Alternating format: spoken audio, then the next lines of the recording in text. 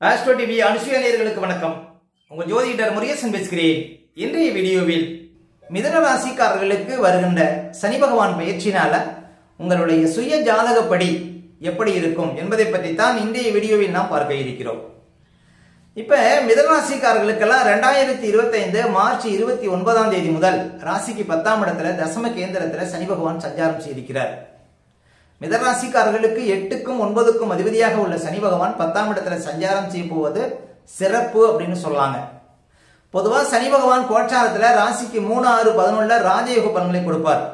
ஆனா 10ஆம் இடத்துலயும் பாருங்க, உங்களுடைய உழைப்புக்கு ஏற்றவாறு உங்களுடைய முயற்சிக்கு ஏற்றவாறு உங்களுக்கு அதிர்ஷ்டத்தை கொடுப்பார் சனி பகவான் 10ஆம் இடத்துல சஞ்சாரம் செய்யக்கூடிய காலகட்டத்துல.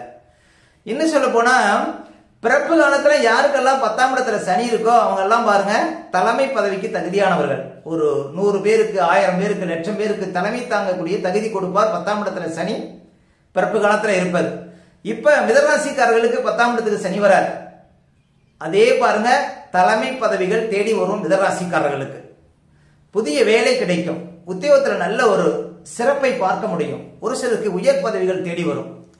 அப்ப நல்ல ஒரு மாற்றங்களை மிதராசிக்காரர்கள் பார்க்க போறீங்க 10ஆம் இடத்துல சனி சஞ்சாரம் செய்ய போவது. ஏன்னா மிதராசிக்காரர்களுக்கு சனி பகவான் பாக்கியாதிபதிங்க. பாக்கியாதிபதி 10ஆம் இடத்துல சஞ்சாரம் செய்திருக்கிறார். இது அதிர்ஷ்ட காலம் அப்படின்னு சொல்லலாம். அதே போல குரு பகவான் ராசிக்குள்ள வரப்போறார். மே மாசத்துக்கு பிறகு குரு பகவான் ராசிக்குள்ள அமர இருக்கிறார். மே மாசத்துக்கு அப்புறம் ராகு 9ஆம் இடத்திலையும் கேது 3ஆம் இடத்திலையும் சஞ்சாரம் செய்வாங்க. சரி, இப்ப அவரவர் சுய ஜாதகத்துல பாருங்க கிரகங்கள் 10ஆம் இடத்துல என்னென்ன கிரகங்கள் நீங்க பிறக்கும் போது இருந்தார்களோ அது மேல சனி சஞ்சாரம் செய்யும் போது என்ன மாற்றம் வரும் அப்படிங்கறத நீங்க அக்யூரேட்டா தெரிஞ்சுக்கலாம். இப்ப மிதராசிக்காரர்களுக்கு பிறப்பு காலத்துல 10ஆம் இடத்துல என்ன கிரகங்கள் இருக்குன்னு பாருங்க. சனி பகவானுக்கு பகை கிரகம் அப்படின்னு சொன்னா பாருங்க ராகு, கேது, செவ்வாய், அதே போல சூரியன், இதுதான் பகை கிரகங்கள். சனி பகவான் தன்னுடைய பகை கிரகத்து மேல செல்லும் பொழுது ஒரு சில கஷ்டங்களை கொடுப்பார். அதே போல தன்னுடைய நட்பு கிரகமான சுக்கிரன், புதன் மேல செல்லும் பொழுது பாருங்க நல்ல அதிர்ஷ்டத்தை கொடுப்பார். அப்ப மிதராசிக்காரர்களுக்கு பாருங்க பிறப்பு காலத்துல 10ஆம் இடத்துல எந்த கிரகங்கள் இருக்கிறாங்க, அவங்க எந்த சாரத்துல இருக்கிறாங்க, எந்த பாதத்துல இருக்கிறாங்கிறத நீங்க கவனிச்சீங்கன்னா அது மேல சனி போகும்போது உங்களுக்கு என்ன மாற்றம் நடக்குங்கிறத நீங்களே உறுதியாக தெரிந்து கொள்ளலாம். சரி, இப்ப 10ஆம் இடத்துல மிதராசிக்காரர்களுக்கு பிறப்பு காலத்துல சூரியன் இருக்கிறான்னு வச்சீங்க. சூரியன் வந்து மிதராசிக்காரர்களுக்கு 3ஆம் அதிபதி 10ஆம் இடத்துல இருக்கிறான்னு வச்சீங்க. அந்த சூரியன் ரேவதி நட்சத்திரம் 1ஆம் பாதத்துல இருக்கிறான்னு வச்சீங்க. அந்த கரெக்டா அந்த ரேவதி 1ஆம் பாதத்துல சனி போகும்போதுதான் வாழ்க்கையில பாருங்க ஒரு சில மாற்றங்கள் நடக்கும். என்ன மாற்றம் நடக்கும்? சனிக்கு சூரியன் பகை கிரகம். அப்ப என்ன நடக்கும் அப்படின்னா பாருங்க நிறைய பேருக்கு ஏமாற்றம் வரும், இழப்பு வரும், அவமானம் வரும். அதே போல பாருங்க முயற்சிகள்ல தோல்வி வரும், தந்தையாருக்கு கெடுபல்களை கொடுக்கும், அரசாங்க விரோதம் வரும், கணவன் மனைவிக்குள்ள பிரச்சனை வரும். அதே போல இளைய சகோதரர்களுக்கு பாதிப்பு வரும். ஏன்னா 3ஆம் அதிபதி மேல சனி போறார். அப்ப இந்த சூரிய மேல சனி செல்லக்கூடிய காலகட்டத்துல பாருங்க கடுமையான உழைப்பு தேவைப்படும். உங்களுக்கு கொஞ்சம் கவனமா இருக்கணும். உங்களுக்கு மிதராசிக்காரர்களுக்கு பிறப்பு காலத்துல சூரியன் 10ல இருக்கிறாரு. அந்த சூரியன் மேல சனி செல்லக்கூடிய அந்த 2-3 மாதங்கள் தான் கவனமா இருக்கணுங்க. கரெக்டா சூரியன் உங்களுக்கு 10ல எந்த நட்சத்திரத்துல எந்த சாரத்துல இருக்கிறாரோ அது மேல சனி செல்லக்கூடிய அந்த 2-3 மாதங்கள் தான் கவனமா இருக்கணும். அதுக்காக 2.5 வருஷம் பாதிப்புங்கிறது இருக்காது. அதே போல பிறப்பு காலத்துல செவ்வாய் 10ஆம் இடத்துல இருக்கிறான்னு வச்சீங்க. அதே ரேவதி 1ஆம் பாதத்துல இருக்கிறான்னு வச்சீங்க. அந்த ரேவதி 1ஆம் பாதத்துல சனி செல்லக்கூடிய காலகட்டத்துல தான் கொஞ்சம் கவனமா இருக்கணும் அந்த 2-3 மாதங்கள். மிதராசிக்காரர்களுக்கு செவ்வாய் பாருங்க 6க்கும் 11க்கும் அதிபதி. சனிக்கு செவ்வாய் பகை கிரகம். அப்ப செவ்வாய் மேல சனி செல்லும் போது பாருங்க செவ்வாய் பூமிக்காரகன், பூமி சம்பந்தப்பட்ட செலவுகள் வரலாம், இளைய சகோதரர்களுக்கு ஏதாவது பாதிப்பு வரலாம், வண்டி வாகனத்துல செல்லும் போது கவனமா போகணும். அதே போல செவ்வாய் பாருங்க வழக்குகளை குறிக்கக்கூடிய கிரகம். ஏன்னா 6ஆம் அதிபதி, ஏதாவது திடீர் வழக்குகள் வரலாம், புது கடன் வரலாம், இது போன்ற சில பிரச்சனைகள் வருங்க. வண்டி வாகனத்துல செல்லும் போது கவனமா போகணும். என்னைக்கும் செவ்வாய் மேல சனி செல்லும் போகக்கூடிய காலகட்டத்துல வாகன விஷயத்துல ரொம்ப விழிப்பா இருக்கணுங்க மிதராசிக்காரர்கள். அப்ப மிதராசிக்காரர்களுக்கு பிறப்பு ஜாதகத்துல 10ஆம் இடத்துல செவ்வாய் இருந்து அது மேல சனி செல்லக்கூடிய அந்த 2-3 மாதங்கள் மட்டும் விழிப்பா இருக்கணும். ஆனா அந்த 2.5 வருஷமும் உங்களுக்கு பாதிப்புகள் இருக்காது. அது நல்லதுதான். உங்களுக்கு 10ல சனி செல்லக்கூடிய காலம் அதிர்ஷ்ட காலம். அதே போல 10ஆம் இடத்துல உங்களுக்கு பிறப்பு காலத்துல புதன் இருக்குதான்னு வச்சீங்க. உங்க ராசிக்கு அதிபதி புதனே இருக்குதான்னு வச்சீங்க. புதன் வந்து உங்க ராசிக்கு அதிபதி. உங்க ராசிக்கு அதிபதி மேல பாக்கியாதிபதி பயணம் செய்யும் போது உங்களுக்கு அதிர்ஷ்டம் உண்டு. அது கரெக்டா எந்த ரேவதி 1ஆம் பாதத்திலே இருக்கிறான்னு வச்சுக்கோங்க, உங்க ராசிக்கு அதிபதி கரெக்டா அந்த ரேவதி நட்சத்திரம் 1ஆம் பாதத்துல செல்லக்கூடிய காலம் உங்களுக்கு அதிர்ஷ்ட காலமாக இருக்கும். புதிய பதவிகள் தேடி வரும், பணவரவுகளை கொடுக்கும், நிறைய வாழ்க்கையில முன்னேற்றம் உண்டு, புதிய தொழில் வாய்ப்புகள் தேடி வரும். இது நல்ல சிறப்பான காலம் அப்படின்னு சொல்லலாம். அதே போல 10ஆம் இடத்துல பிறப்பு காலத்துல உங்களுக்கு குரு இருக்கிறாருன்னு வச்சுங்க, பொதுவா குரு மேல சனி செல்லக்கூடிய காலகட்டத்தில் உயர்ந்த பதவிகள் தேடி வருங்க. மிதராசிக்காரர்களுக்கு பிறப்பு காலத்துல 10ஆம் இடத்துல குரு இருந்து அந்த குரு பகவான் எந்த நட்சத்திரத்துல எந்த பாதத்துல இருக்கிறாரோ அது மேல சனி அந்த பாதத்துல கரெக்டா செல்லக்கூடிய காலகட்டத்தில் உயர்ந்த பதவிகள் தேடி வரும், மிகப்பெரிய அதிர்ஷ்டங்கள் தேடி வரும், நிறைய பணவரவுகள் தேடி வரும், நிலையான உத்தியோகம் அமையும், குடும்பத்துல சுபகாரியங்கள் நடக்கும், உத்தியோகத்துல நல்ல ஒரு மாற்றம் நடக்கும். இப்படி நல்ல அதிர்ஷ்டமான பலன்களை பார்க்க முடியும் இந்த காலகட்டத்தில். அதே போல நீண்ட காலம் குழந்தை பாக்கம் நபர்களுக்கு குழந்தை பாக்கம் இருக்கும். இப்படி நல்ல ஒரு மாற்றத்தை நீங்கள் உணர முடியும். பிறப்பு காலத்துல மிதராசிக்காரர்களுக்கு 10ஆம் இடத்துல குரு இருந்து அது மேல இப்ப சனி செல்லக்கூடிய காலம் வாழ்க்கையில ஒரு அதிர்ஷ்டமான காலம் அப்படின்னு உறுதியா நம்பலாம். வாழ்க்கையில பெரிய உயர்வுகள் வருங்க. அதே போல 10ஆம் இடத்துல சுக்கிரன் இருக்கிறான்னு வச்சுங்க, பிறப்பு காலத்துல சுக்கிரன் பாருங்க மிதராசிக்காரர்களுக்கு 5ஆம் அதிபதி மேலும் 12ஆம் அதிபதி 10ஆம் இடத்துல உச்சமா இருப்பார். உச்ச சுக்கிரன் மேல சனி செல்லக்கூடிய காலகட்டத்தில் பணப்புழக்கம் அதிகரிக்கும். ஏன்னா சனி சுக்கிரன் நட்பு கிரகங்கள், மேலே இவர் 5ஆம் அதிபதி, அவர் 9ஆம் அதிபதி, 2 கிரகமும் 10ஆம் இடத்துல சஞ்சாரம் செய்யறாங்க போது பாருங்க நல்ல ஒரு மாற்றம் வரும், நல்ல வாழ்க்கை துணை அமையும், கணவன் மனைக்குள்ள ஒற்றுமை அதிகரிக்கும், வெளிநாடு யோகம் கிடைக்கும், வாழ்க்கையில உயர்வுங்கிறதே இருக்கும்.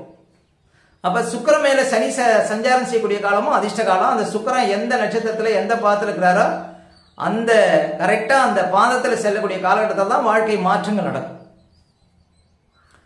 அதே போல மிதராசிக்காரர்களுக்கு 10ஆம் இடத்துல சனியே இருக்கிறாருன்னு வச்சுங்க, பிறப்பு காலத்துல உங்களுக்கு 10ஆம் இடத்திலே சனி இருக்கிறார். இப்ப அந்த சனி மேல இப்ப கோச்சார சனி செல்லக்கூடிய காலம் வாழ்க்கையில மாற்றமான காலங்க. அதாவது 30 வருடத்திற்கு ஒரு முறை செல்லக்கூடிய இந்த பெயர்ச்சி, இந்த மாற்றம் வாழ்க்கையில ஒரு உயர்ந்த யோகத்தை கொடுக்கும். மேலும் பிறப்பு கால சனி மீது கோச்சார சனி செல்லக்கூடிய காலகட்டத்தில் நிறைய பேருக்கு ஆண் குழந்தை பாக்கியம் கிடைக்கும். இது 100க்கு 90% பாருங்க சரியா இருக்கும்.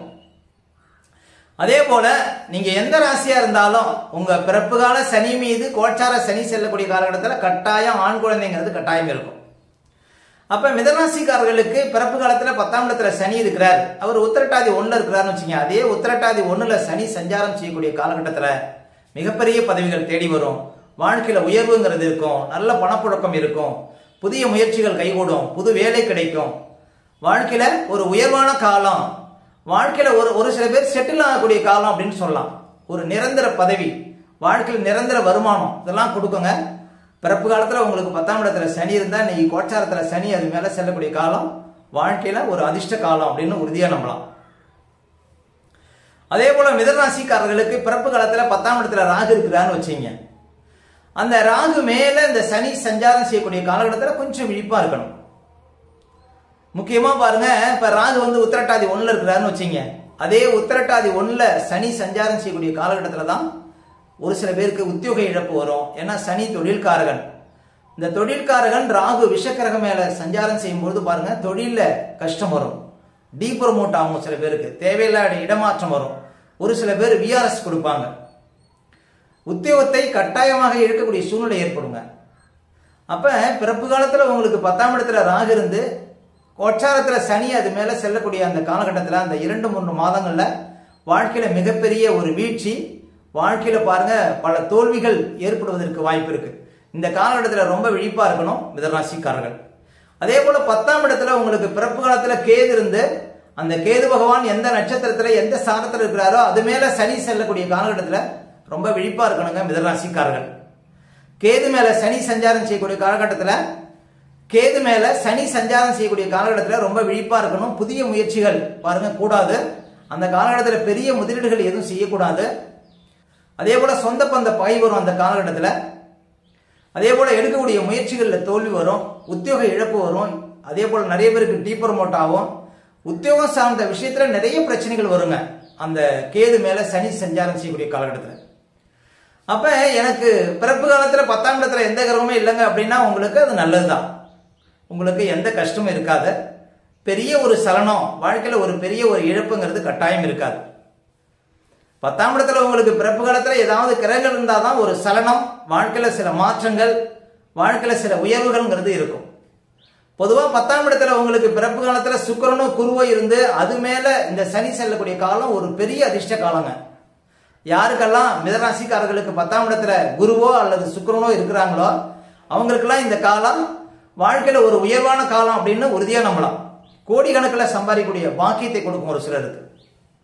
இது வாழ்க்கையில ஒரு வரப்பிரசாதம் அப்படின்னு சொல்லாங்க. அந்த அளவுக்கு மிகப்பெரிய ஒரு உயர்வுகளை கொடுக்கும். மிதராசிக்காரர்களுக்கு பிறப்பு காலத்துல 10ஆம் இடத்துல குருவோ சுக்கிரனோ இருக்கிறார் அப்படின்னு வச்சுக்கீங்க. பாருங்க, உங்களுக்கு 10ஆம் இடத்துல எத்தனை கிரகம் இருந்தாலும் சுக்கிரன் உச்சம் பெற்று அவர் எந்த சாரத்துல இருக்கிறாரோ, எந்த நட்சத்திர பாதத்துல இருக்கிறாரோ அது மேல சனி சஞ்சாரம் செய்யக்கூடிய காலகட்டத்தில் அந்த உயர்வுங்கிறது இருக்கும். அப்ப மிதராசிக்காரர்கள் அவரவர் சுய ஜாதகத்தை வைத்து பாருங்க, சனி இப்ப எந்த பாதத்துல போறாரு, அந்த காலகட்டத்தில் உங்கள் வாழ்க்கையில என்ன நடக்குது அப்படிங்கிறத நீங்களே தெளிவாக தெரிந்து கொள்ளலாம். அப்ப மிதராசிக்காரர்களுக்கு பிறப்பு ஜாதகத்தை ஆய்வு செய்வது நல்லது. ஓகே, இந்த வீடியோ பிடிச்சிருந்தா ஒரு லைக் கொடுங்க. உங்க கருத்துக்களையும் கமெண்ட்ஸ்ல பதிவிடுங்க. நம்ம பல வீடியோ கொடுக்க இருக்கிறோம். நம்ம சேனலை சப்ஸ்கிரைப் பண்ணுங்க. பக்கத்துல வர பெல் சிம்பலை கிளிக் பண்ணுங்க. நன்றி, வணக்கம்.